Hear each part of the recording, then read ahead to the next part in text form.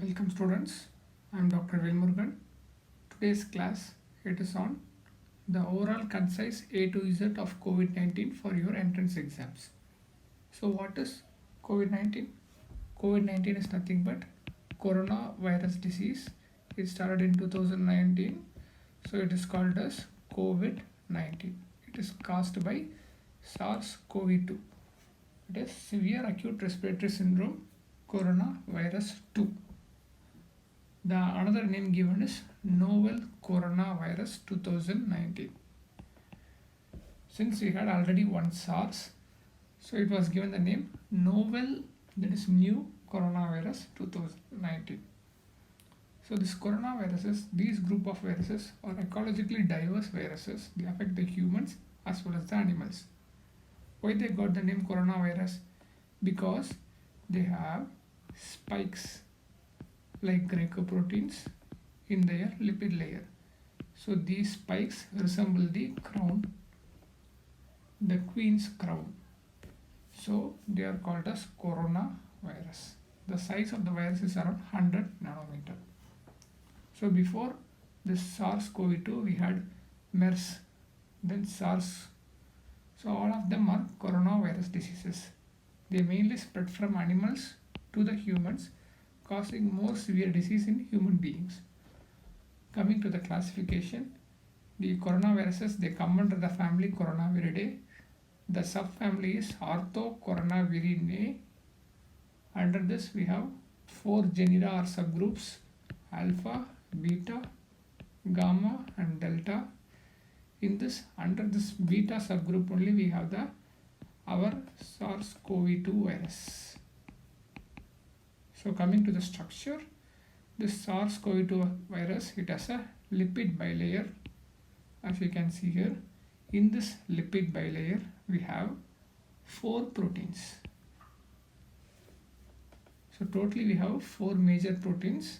In the lipid bilayer we have 3 proteins, that is membrane protein, envelope protein and spike glycoprotein. And inside we have the 4th protein, that is nucleocapsid. You can remember them with the mnemonic MENS, MENS. So M stands for membrane protein. This is the membrane protein, it is the main structural protein. Then E stands for envelope protein. It is in the blue color, the envelope protein. It is responsible for assembly and budding of coronaviruses. Then spike glycoprotein. So these are the spikes, the yellow color spikes. So they are protruding from the surface. They are most critical for entry of the virus into the cells. Into a host cell, the entry is facilitated by the spike glycoprotein. It has 2 domains, N-terminal and C-terminal. Then the 4th one is nucleocapsid protein. So the inside we have a single strand positive sense RNA genome. So the genome is single strand, SS is single strand, positive sense RNA genome. In this only we have the nucleocapsid protein. This genome is unsegmented, continuous. It has a beads on a string appearance. Unsegmented, continuous, beads on a string appearance. So this lipid layer, what is the importance of this lipid bilayer or the lipid envelope? So since it has a lipid envelope, it is also called as an enveloped virus. So the main use for us is we can prevent COVID infection by hand washing and using alcohol hand rub or sanitizers with alcohol concentration more than 60%. It is due to the presence of the lipid layer.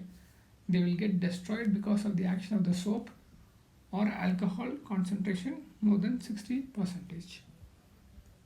Next, the SARS-CoV-2, it enters into our body using the ACE2 receptor, that is angiotensin converting enzyme 2 receptor. By attaching to this receptor, it enters into our body. So it is abundant in nasal cells, the nasal ciliary cells. It is very abundant in alveolar epithelial cells. So it is mainly abundant in our respiratory tract. coming to the events.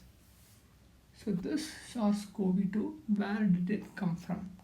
So it mainly came from China, the Wuhan city, which is in the Hubei province. From China, from the Wuhan city in Hubei province, there was a seafood market. So it is proposed to have spread from there, from animals to the humans, and then to the whole world. So in December 2019, a cluster of cases of pneumonia started to occur. So we had a cluster of cases of pneumonia. So this cluster of cases occurred in China. On investigating them, they found out it to be COVID-19 pneumonia. After this, the Wuhan seafood market was closed. Then the first death from the disease was identified. Then they gave the name novel coronavirus 2019. Upon all this, the World Health Organization declared the SARS-CoV-2 outbreak as public health emergency of international concern. So before giving us pandemic, they will first tell it is a public health emergency of international concern. This PHEIC, it was given on Jan 30, 2020. So this status was given on Jan 30. So this was the day when the first case from India was reported. It is important. The first case from India was reported on the same day when it was announced as public health emergency of international concern. Then the WHO declared it as pandemic on March 11, 2020. So December, cluster of cases. Jan 30, public health emergency of international concern. Then March 11, it is told as a pandemic. Then the vaccine was introduced in the world first in December 2020 in UK. In India, the vaccine was introduced for the public on January 16. That is the healthcare workers, So it was introduced for the healthcare workers on January 16, 2021. Now the second wave of pandemic is occurring in various countries all over the world. So we had the first wave in 2020, then in 2021 we are having the second wave. Now in India, the second wave is, the height is more than the first wave. The number of new cases occurring per day is more compared to the COVID-19 numbers as on April 10, 2021. So the world is experiencing now the second wave of the pandemic. So India is also currently experiencing the second wave. So the number of daily cases in second wave is more compared to the first wave now. In the first wave, the maximum was around 1 lakh. Now it is going up to 1,60,000, 1,70,000. So globally, total number of cases so far is 13.6 crores. Out of this, 1/10 has occurred in India, 1.3 crores. So the number of deaths, 29 lakhs across the world. In India, 1.7 lakhs. So comparatively, the deaths are very less in India. So the case fatality rate. So the case fatality rate is number of deaths divided by the total number of cases. So this case fatality rate is 2.2% globally. For every 100 cases, 2.2% are dying. In India, the case fatality rate is low. It is only 1.3%. For every 100 cases, only 1.3 people are dying in India. So what is the population fully vaccinated, that is with 2 doses of the vaccine? Globally, it is 2.2%. In India, it is 0.9%. That is less than 1% of the population in India has been fully vaccinated with COVID-19 vaccine as on April 10. 6.5% of the population of India has received at least 1 dose of the COVID vaccine. So if you see the countries such as USA, more than 20% of the population has been fully vaccinated. So the case fatality rate, when we divide it into various subgroups, It is high in people with comorbidities such as diabetes, hypertension, asthma, etc. And it is high in old age. So what is the R naught or R0? It is called as the basic reproduction number. It is nothing but one single case infects how many cases. So how many persons are infected by a single positive person?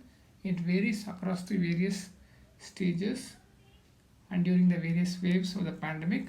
For your exams, you can remember as 1 to 6. So the R naught, it varied from 1 to 6. During the periods of lockdown, it was around 1 to 1.5. And then during the initial phases, it was around 2, 3. So it can vary. You can remember like 1 to 6. So the case fatality rate in India is 1.3 percentage. So 98.7 percentage will recover from the disease. According to the ICMR survey done in India by December 2020, they told that for every 5 adults in India, 1 adult would have got COVID-19. So 1 every 5 adults had COVID-19 by December 2020 in India, according to one ICMR survey. Now this virus, it started changing the genetic materials. So there was mutations. Now we are having several mutant viruses. So there are many types of mutations. Now they will tell whether it is a variant of concern or not. So depending on the mutation, they are being classified as variant of concern or not, whether it has capability to cause severe disease or not. Presently we have 3 variants of concern because they are more contagious, they are more infectious. So they are spreading the disease to more countries. They are mainly responsible for the second wave. They are UK, South African and Brazil variant. So you need not know all the details about B.1.1.7, just know UK, South Africa and Brazil. So UK B.1.1.7, South Africa B.1.351, Brazil P.1. So in India, there was description of a recent variant with double mutation. Double mutation variant, you can just remember this B.1.617. So, but it is not identified as a variant of concern so far. Evidence is being generated. So far, 3 things considered as variants of concern are UK variant, South African variant and Brazil variant. Next, phases of the pandemic. What are the various phases of the pandemic? Pandemic occurs in phases. So first, the disease starts spreading within the animals. That is the phase 1. Then, when the disease spreads from animals to humans, it is called as the phase 2. Then, in humans itself, there can be sporadic cases or clustered cases. That is called phase 3. During these 3 phases, the probability of the pandemic is uncertain. But when there is sustained community level transmission or a community level outbreaks, community level transmission or outbreaks means we cannot trace the person who caused or who transmitted the virus. The contact tracing cannot accurately pinpoint the person. So that is called a sustained community level outbreaks. That is phase 4. Here the probability of pandemic is medium to high. Then when the probability of pandemic is told to be high to certain is when there is a community level outbreak of disease in at least 2 countries in one WHO region. So what is this WHO region? The WHO divides the countries of the world into various regions. So America, and then we have Africa, Southeast Asia, it includes India and all, Southeast Asia, then Pacific, it includes Australia and all, then Eastern Mediterranean, then European. So these are all various WHO regions. So when there is sustained community level outbreaks in 2 countries in any one WHO region, it is in phase 5. Then when there is sustained transmission in any one country outside the WHO region which is described before, in that is in another one WHO region when there is a sustained transmission, now it is told as pandemic in progress. So these are the 6 phases. In the 6th phase, pandemic is in progress. So after the pandemic, the cases increase and the cases come down. This stage is called as the post peak. After post peak, then the cases may rise again. It is called as the second wave or the possible new wave. Then the phase is called as the post pandemic. This disease may end up becoming endemic for that country. Coming to the modes of transmission, the disease can spread either by direct or indirect contact with the infected people. So, for example, we can take a person with COVID-19. Now he is coughing. So the droplets which are larger, they will settle down. These are called as the droplet nuclei, and they may act as fomites, or they can again get suspended when you put the fan again. Then droplets which are less than or equal to 5 microns, they are responsible for airborne transmission. So they are generally generated during the aerosol generating procedures like putting a ET tube, endotracheal intubation tube. Then the role of fecal-oral transmission is still not clear. The evidence is being generated also about the congenital mode of transmission. So the median incubation period, the time between the entry of the virus and the development of symptoms on an average is 5 days. The shortest incubation period is 1 to 2 days, and the longest is around 14 days. So only the quarantine period is 14 days. So when you are coming from America or England, when you come to India, then you will be quarantined in a hotel for 14 days. So you are apparently healthy, but you are coming from another country, so they are thinking you may have been exposed.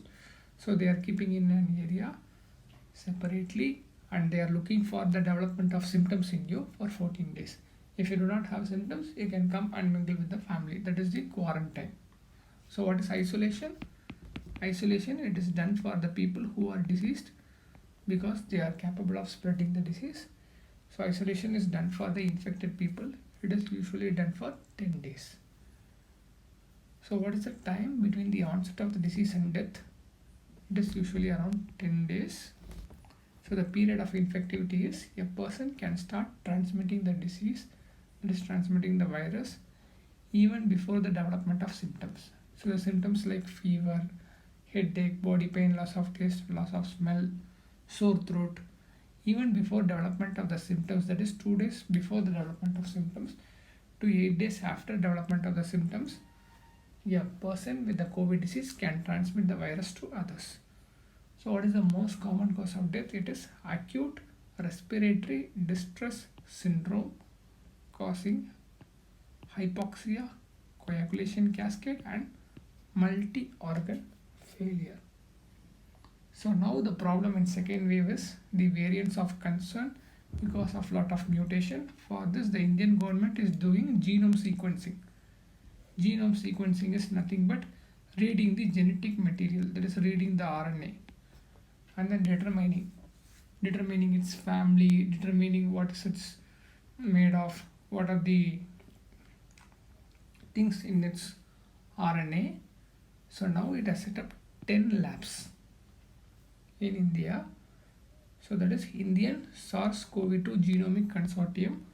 They identify the variants of concern and they report it to GISAID, that is for Global Initiative for Sharing of the Influenza Data. Now there are 2 types of labs which are important. One is BSL-3 lab and BSL-2 lab. BSL means biosafety level. So now they are doing RT-PCR test for you, and then they are telling whether you are having COVID-19 or not. That is RT-PCR, it is nothing but nucleic acid amplification test. That is something similar to what is done for TB, tuberculosis. So for this it requires BSL-2 lab. Sequencing also requires BSL-2 lab because these type of procedures are non-propagative. But isolation of the virus, culture of the virus, for example, preparing the vaccine, we need to isolate the virus and culture it. So these types of procedures which are propagative, they require BSL-3. So BSL-3 lab for isolation culture purposes, BSL-2 lab for diagnosis by NAT or for sequencing. So antibodies we develop after the infection, they usually last for about 3 to 6 months. Now second infection, that is reinfection, has been reported from several countries including India. It was first reported from Hong Kong, but usually the reinfections are milder compared to the first. So in a recent survey, the reinfection rate was told to be around 5%. For every 100 cases, 5 cases could be due to reinfection. So in diagnosis, it is done by real-time RT-PCR, that is real-time reverse transcriptase polymerase chain reaction. In this, they mainly use the 3 genes. We saw the 4 proteins, no M, E, N, S, MENS, membrane protein, envelope protein, nucleocapsid protein, and spike glycoprotein. Here they are using mainly the RDRP gene, that is from the nucleocapsid, then E gene, envelope, and then the N gene. So these 3 things are used for the diagnosis by real-time reverse transcriptase polymerase chain reaction. They usually take the nasopharyngeal swab. It is presently the gold standard. There are also various other tests. In order to do it rapidly, we have rapid antigen test, which is done on a swab specimen. Then rapid antibody test, it is done on blood.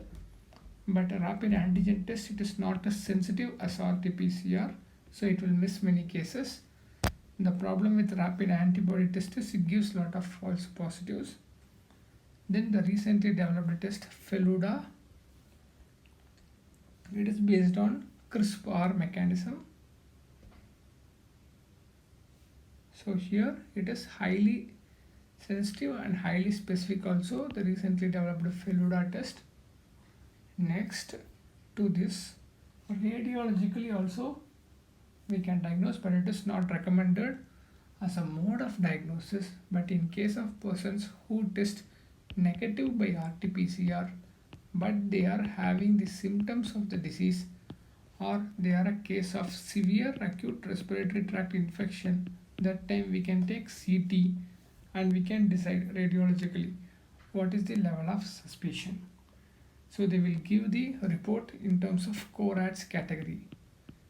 So the radiologist, they will give the report in terms of CORADS category from 1 to 6. So what is this 1 means? 1 means very low suspicion of COVID-19 infection in CT. 5 is findings are have a very high suspicion of COVID-19 infection. So 6 is when it is RT-PCR positive and then you are taking a CT, the report will be given as CORADS category 6. So what are the findings in the CT? So the main finding which is mostly seen is the ground glass opacity. So multilobular ground glass opacity. So you have the lungs, in this lungs you have the ground glass opacity. So what is this ground glass opacity? Usually the lungs are black in color. Here the air, it is replaced by a gray color opacity. So we have a gray color opacity, that is called as the ground glass opacity. So they will be multilobular. They will be mainly in the peripheral areas of the lung. So this will be like a crazy paving pattern in the peripheral areas of the lung, like a crazy paving pattern. So another thing is this sign, that is a reverse hollow sign or a spider web sign. So surrounding the ground glass opacity, we can have this spider web sign or a reverse halo sign. Usually this bilateral infiltration pneumonia, it will be asymmetric, it will be mainly distributed posteriorly. So the words such as ground glass opacity, crazy paving pattern, spider web sign, or a reverse halo sign. They are typical of COVID-19 infection in lungs in CT. Next, coming to the swab. So you have nasal area, then this is the nasopharyngeal area. So the swab, usually they will take two swabs, nasopharyngeal and oropharyngeal. So this nasopharyngeal swab, it is the most important swab for diagnosis, the nasopharyngeal swab. See how much inside they are going. So this is the nasopharyngeal swab. So the SARS-CoV-2, so we saw it is an enveloped virus. It has a lipid bilayer. So this is the lipid bilayer, two layers. And then we have the spike glycoprotein. And then here having the membrane protein. And this blue color, it is the envelope protein. And here inside we are having the nucleocapsid. It is a positive sense single strand RNA. Now coming to the lab diagnosis, it is diagnosed by reverse transcriptase real-time polymerase chain reaction. So what is very interesting here is, so it has RNA material. This material we have to change it into DNA, and then we identify or read the genes of diagnosis. So here they use something called as the cycle threshold. So what is this cycle threshold?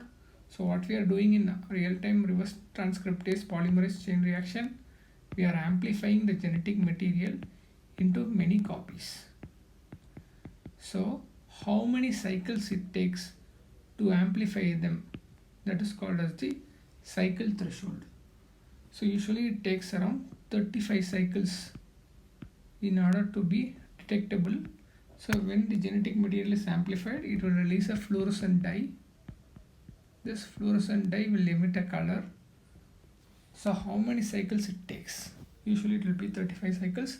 So if it is less than 35, like 25 cycles or 20 cycles, it is more infectious or it is more virulent. So when it is more than 35 cycles, usually the test report it is given as negative. When it is 35 cycles or less, the test result is given as COVID positive. So this is only the importance of CT levels or cycle threshold levels. It is nothing but the number of cycles required for the fluorescent signal to cross the threshold. So the lower the CT, the greater the amount of target nucleic acid. So the lower the CT levels, the higher the amount of target nucleic acid, the more the virulence or the infectivity of the virus.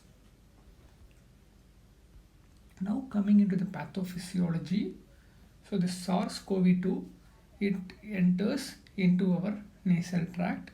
So in this nasal mucosa, we have this angiotensin converting enzyme receptor. So this SARS-CoV-2, it attaches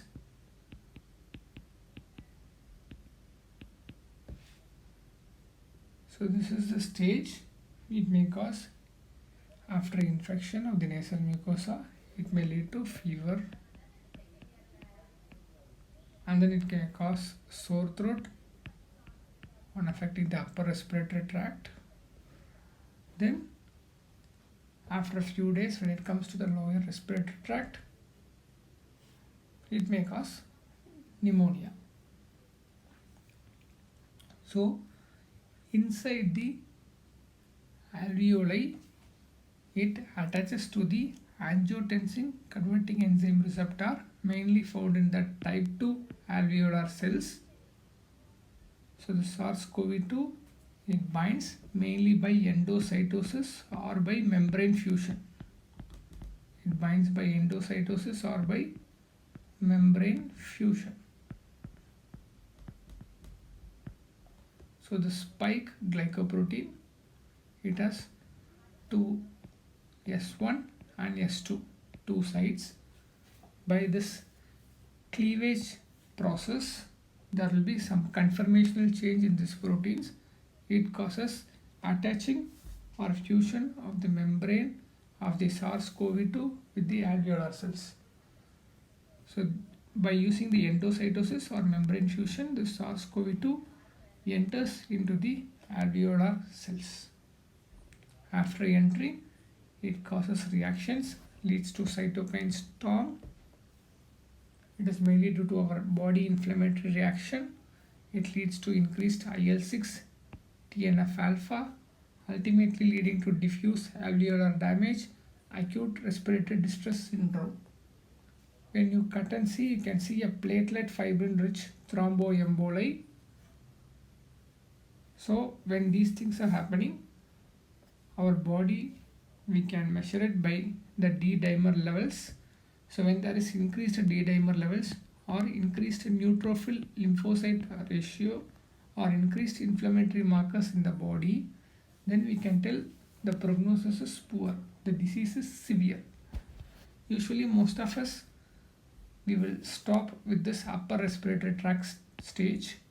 So when it causes the pneumonia, it causes a severe disease. So the pneumonia is caused only in few persons, leading to severe disease. They only require oxygen therapy, they may require ventilators, and ultimately some of them they will die due to multi-organ failure because of ARDS. Treatment, it is supportive and symptomatic, mainly oxygen therapy to maintain the SpO2 levels, and then prone positioning. So prone positioning, kuppurapadukkarathu, that is keeping our head down. So nose will be facing down, prone positioning. So if you see the treatment, mostly supportive, no drugs has been proven effective except for corticosteroids. Except corticosteroids, according to the trials conducted, no significant improvement. Although they are being used all over the world, like remdesivir, hydroxychloroquine, lopinavir, ritonavir, interferons, etc. But remdesivir, although no significant improvement, from the trials we can tell it is reducing the hospital stay. For example, without remdesivir, if you stay in the hospital for 10 or 12 days, with remdesivir your hospital stay it can be reduced to 8 days or 7 days. It reduces the hospital stay. Next, coming into prevention, we are mainly focusing on masks. So masks, two types, surgical or medical mask or the respirator mask. Surgical or medical mask, the normal mask you are seeing now. So blue color or green color mask, that is the surgical or medical mask. A respirator mask is nothing but we are hearing the terms now N95 mask. So they are the respirator masks. So there are three types of categories based on their efficiency: FFP1, FFP2, FFP3. It is nothing but the phase filtration piece. FFP1, FFP2 and FFP3. So in this now FFP2 is nothing but the N95 mask. So 95 means 95% of the particles are filtered. Next we are coming to the Arogya Setu app. This is an app introduced for tracking of the persons who are quarantined or who are isolated. We are going to track them and we are going to have the risk, what is their risk. We can help them in their self-risk assessment, and a nearest COVID case it can be identified by this app. It is an app mainly for tracking of the COVID cases and to give some educational information. Next, coming into the biomedical waste management, for putting all the COVID waste, it should be mandatory labeled as COVID. It should be a double layered bag. Usually we disinfect the bag, outside of the bag, with 1% sodium hypochlorite solution. So what are the things we will put in which bag? So you are a doctor, you are working in a COVID ward. So after coming from the ward, you have your personal protective equipments. which things you will put in which bag. So mainly the plastic things like the gloves, the goggles, your plastic apron, your face shield, and a hazmat suit. It's a advanced high level suit. All of this you will put in red bag. Next, non-plastic or semi-plastic things or cloth things like mask, head cover, shoe cover, disposable linen, non-plastic or semi-plastic items you will put in yellow bag. So next time when you go for COVID duty, remember this. So prevention, mask, respiratory hygiene, that is closing your mouth while coughing, then physical distancing, at least 2 meters, that is 6 feet, recommended by CDC and India. Then hand hygiene, you should wash your hands for minimum 20 seconds with soap water or hand rub with 60% alcohol. The alcohol content should be at least 60%. Then use of PPE wherever needed. Then disinfection and sanitation with 1% hypochlorite solution. Next, coming to the vaccines. So any vaccine which has effectiveness or efficacy more than 50% is approved without, it should not cause any serious adverse effects following immunization. So the vaccines, they can be divided into various types. So based on the part which is used for vaccination. If you are using the nucleic acid, it is now mRNA based vaccine. Common things are Pfizer and Moderna. Next, protein subunit vaccines, we are using a part, that is Sanofi and Novavax. Then is viral vector based vaccines. So we are introducing the protein or the spike protein of the coronavirus using another virus, that is like adenovirus, and then we are injecting it into our body to create immunity. So we are using a viral vector, that is adenovirus mostly. So examples are Sputnik V. Now we are using the Covishield in India, that is Oxford and AstraZeneca University. They combined Oxford and AstraZeneca. Then next is whole virus based vaccines, our Covaxin. So 4 types: nucleic acid based, protein subunit based, viral vector based, then whole virus based. So in India, emergency approval was given for Covishield vaccine and Covaxin in 2021 January. Now in April 2021, Sputnik V is awaiting the DCGI approval. Sputnik V is going to be the 3rd vaccine approved for use in India. So what is the main aim of vaccination? To vaccinate 80% of our population so that we can achieve herd immunity. So Covaxin, initially the vaccines, they will be approved under trial mode. Later they will be available for full use. Trial mode is while putting the vaccine you have to put signature. Like I know some reactions can happen, I am aware. So you are coming under part of clinical trial. So in India the vaccine rollout was made in January 16. The vaccine is given mainly for adults more than 18 years of age. It is not recommended for children. So if you are giving any other vaccine, you should separate it from the other routine vaccines by 14 days. Then interchangeability of the vaccine is not allowed. So if you put Covishield first dose, you should not put Covaxin. Usually we are going to put 2 doses of the vaccine. 2 doses of the vaccine. For Covaxin it is 4 weeks. For Covishield it can be from 6 to 12 weeks. So the vaccines generally they are contraindicated if you had any previous allergy or anaphylaxis to your previous COVID-19 dose. At present, we are not using the vaccines in pregnant women and lactation women as evidence is being generated.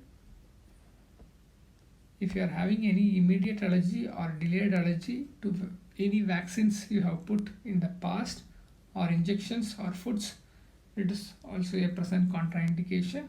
Then if you had a COVID-19 infection, you should defer putting the vaccine for at least 4 to 8 weeks. If you had any convalescent plasma therapy or a monoclonal antibody therapy, you should defer or delay the vaccination by 4 to 8 weeks. Then special precautions, it is not absolute contraindication, that is special precautions we have to look for people with bleeding disorders, coagulation disorders, people with thrombocytopenia, people taking oral anticoagulants, people who have bleeding problems, there we should put it carefully. So we have mainly two vaccines. Now looking at Covaxin. So this Covaxin, it is a whole virus inactivated vaccine. It is produced by Bharat Biotech. It is a completely Indian vaccine that is produced in India. It is an indigenous vaccine. So each vial it is about 10 ml. So what is the dose? The dose is 0.5 ml. It is intramuscular. Where will you put the dose? You will put mainly in the deltoid region. So 0.5 ml. So you can put for 20 people. So one vial of Covaxin you can put for 20 people because it is 10 ml. Next it is the Covishield. So Covishield you can see here it is 5 ml. So it is also similarly for each person you have to put 0.5 ml. So it can be put for 10 people. So one vial of Covishield it can be put for 10 people. It is produced in India by Serum Institute of India. It was developed by Oxford AstraZeneca. We are seeing the differences between the Covaxin as well as the Covishield vaccine. So Covishield, it is a viral vector based vaccine. So inside a adenovirus, we are keeping this material and sending it into the human body. So Covaxin, it is a whole virion inactivated vaccine. It is like the pertussis component of the DPT vaccine.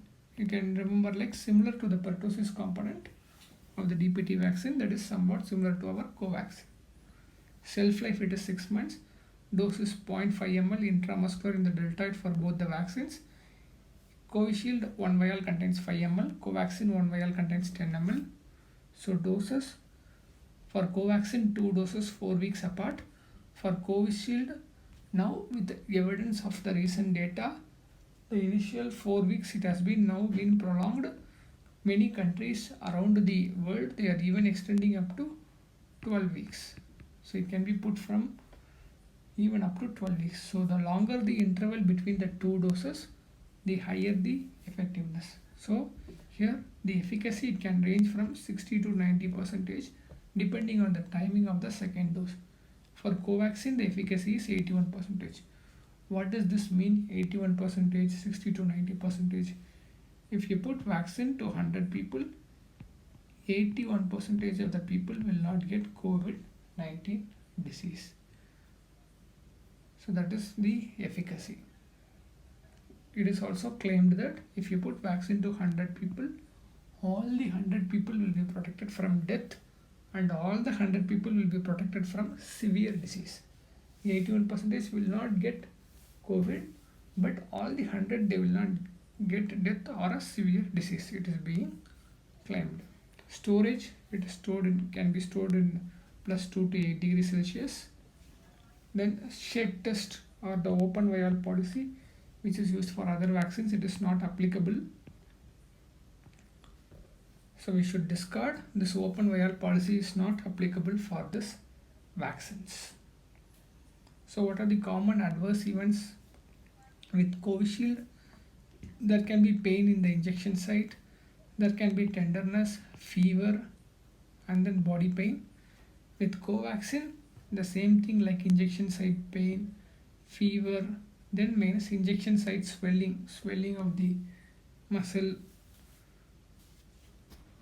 So very rarely now demyelinating disorders have been reported but without causal association, but now there has been reports of clotting disorders. It is also very rare. Disorders of clotting, it has been reported in persons who have received Covishield, but it is very rare. Covaxin mainly we have to look after the allergy. Persons with allergy, they have to be very careful, and depending on the previous history, this vaccine is absolutely or relatively contraindicated. So next, coming into the more about the vaccines. So the WHO and the Gavi Institute, that is, they have set up the COVAX facility. That means you can see the rich countries, they will give a lot of money and they can develop vaccines. Ultimately, the poor countries will suffer. But in order to overcome this, every country should get vaccine. For this, if any one country produces a vaccine, this technology can be used by another country. So this is ensured by this COVAX facility. It works for development and equal distribution of vaccines. So how this vaccination process is monitored? It is by using an app called CoWIN app.